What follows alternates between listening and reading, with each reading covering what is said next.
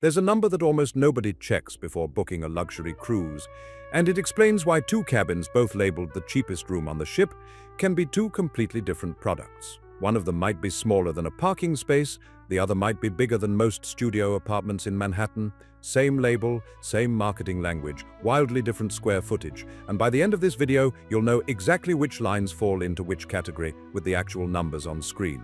Let's set up the comparison properly because most people get this wrong from the start. On a mainstream line like Royal Caribbean, the cheapest interior cabin runs somewhere between 150 and 180 square feet. Norwegian's standard interior comes in around the same range, 150 to 170 square feet. Celebrity sits slightly above that, at 175 to 200 square feet. These are small rooms by any normal standard. 4 walls, no window, a bed, a bathroom you can practically touch both walls of at the same time. Nobody books these expecting luxury. They book them because the price point gets you onto a massive ship with a water park, 15 restaurants, and a Broadway-style theater. And the cabin is just where you sleep. Now here's where it gets interesting.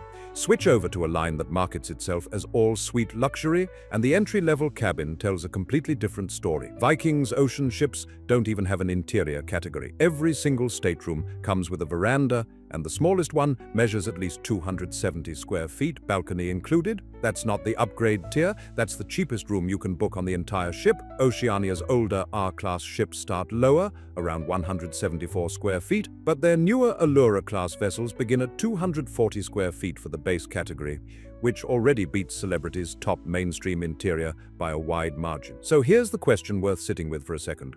If the cheapest room on a luxury line can be bigger than the most expensive interior on a mainstream one, why does anyone assume cheapest cabin means the same experience everywhere? The answer comes down to how each business model actually works. And this is where it gets genuinely interesting rather than just a list of square footage. Mainstream lines make most of their money after you board.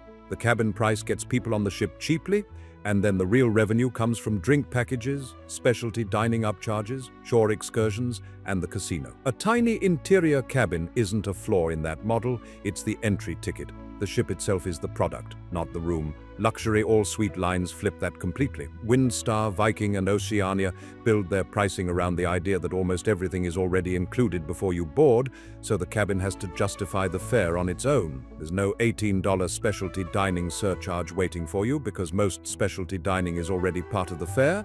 There's no $9 minimum drink fee because in many cases drinks are included too. When the extras disappear from the revenue model, the cabin itself has to carry more of the value, which is exactly why even the cheap room on these ships tends to be a genuine suite rather than a stripped-down box. This is also where ship age becomes a factor almost nobody talks about. And it's worth understanding before you book based on photos alone. Windstar's Star-class ships, for example, weren't all built recently. Some of these yachts entered service in the late 1980s and have gone through major refits since, including hull-stretching projects where the ship was literally cut in half and a new midsection was inserted to add more cabins. That sounds dramatic, but it's a documented and fairly common practice across the cruise industry when a line wants to increase capacity without building an entirely new vessel. The cabins added during a stretch project are usually newer than the rest of the ship, which means two passengers booking the same category on the same vessel can end up in rooms built 3 decades apart. Why does that matter for someone choosing a cabin? Because square footage on a deck plan doesn't tell you everything. A newer cabin inserted during a stretch refit often has better soundproofing, more modern bathroom fixtures, and updated electrical outlets compared to the original 1980s era rooms on the same ship. Two cabins can share an identical category code and an identical price and still feel like 2 different decades. Now let's talk about what actually changes the experience inside a small luxury cabin compared to a small mainstream one, because size alone doesn't explain everything. On a budget interior cabin, the bathroom is often a fully molded plastic unit, functional but compact, sometimes with a shower curtain instead of a door. On the entry-level suite category on a luxury line, you're more likely to find a full vanity, sometimes 2 sinks, and finishes that wouldn't look out of place in a boutique hotel. Storage tells a similar story. A mainstream interior typically gives you a closet and a few drawers. An entry-level suite on a luxury line often includes a genuine walk-in wardrobe, which sounds like a small detail until you're 3 days into a cruise and realize you can actually find your clothes without unpacking a suitcase onto the bed. There's a financial angle here too, and it's the one most people miss entirely. When you calculate cost per square foot, rather than just the sticker price, The comparison flips in a way that surprises most first-time luxury cruisers. A $400 a night interior cabin on a mainstream ship works out to roughly $2 to $3 per square foot, depending on the exact size.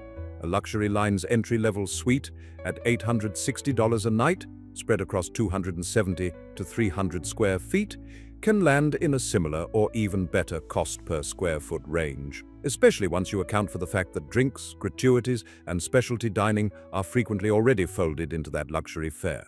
The headline price looks much higher. The actual value math, once you adjust for what's included, often isn't as far apart as the upfront numbers suggest. None of this means one type of cruise is objectively better than the other, and that's worth being honest about. A mainstream interior cabin makes complete sense if you're the kind of traveler who's only in the room to sleep and shower, spending most of your day at the pool, in the dining room, or off the ship in port. Paying extra for square footage you'll barely use isn't a smart trade for that kind of traveler, but if cabin time matters to you, if you want a sitting area, a real wardrobe, and finishes that feel intentional rather than purely functional, the entry-level category on a luxury line is doing something genuinely different from the entry-level category on a mainstream one. Even though both get marketed with the same phrase, the cheapest cabin on the ship. There's one more variable that almost never makes it into these comparisons, and it has nothing to do with square footage at all, how much you'll actually feel the ship moving. Smaller luxury yachts, the kind that carry a few hundred passengers instead of several thousand, genuinely do move more in open water than the mega ships dominating the mainstream market. This isn't a myth or an old wives' tale. Modern stabilizers, the large fin-like structures that extend from a ship's hull below the waterline, can eliminate roughly 85% of side-to-side rolling motion.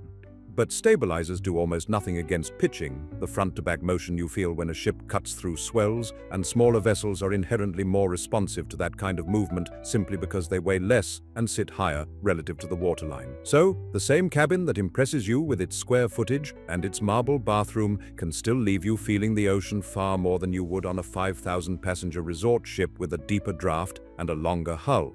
What can you actually do about that beyond just picking a bigger ship? Location inside the vessel matters more than most people realize. A cabin positioned low and toward the middle of the ship, close to the center of gravity, will always feel calmer than an equivalent cabin high up at the front or back. This holds true regardless of whether you're on a 300-passenger yacht or a 5,000-passenger resort ship, but the effect is proportionally larger on smaller vessels, where the difference between a midship cabin and a forward cabin during rough weather can be the difference between a smooth night's sleep and a genuinely unpleasant one. Now, here's a strategy that almost nobody outside of frequent cruisers actually uses, and it applies to both segments of the market, booking a guarantee cabin instead of choosing your exact room.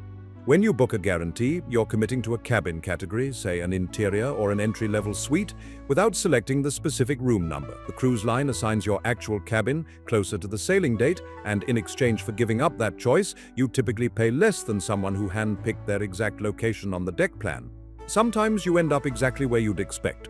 Sometimes, because the line needs to balance out the ship's inventory, you get bumped into a higher category at no extra charge, which is one of the few legitimate, well-documented ways a free upgrade still happens in today's nearly full sailing environment. The trade-off is real, though. You lose control over deck location, which means you could end up near an elevator shaft, beneath a nightclub, or at the front of the ship during a rough crossing. For travelers who don't have a strong preference and mainly care about getting the lowest possible fare for a given category, it's a genuinely useful lever. For travelers who specifically want to avoid motion or noise, paying a bit more to choose your exact cabin is usually worth it. So the real lesson here isn't which line is better, it's that cheapest cabin is not a standardized unit of measurement across the cruise industry. It changes completely depending on the business model behind the brand, the age and size of the specific ship, and even where on that ship your assigned room happens to sit. The only way to know what you're actually booking is to check the deck plan, the square footage, and the ship's size yourself, line by line, before assuming that two identical sounding labels mean two identical rooms.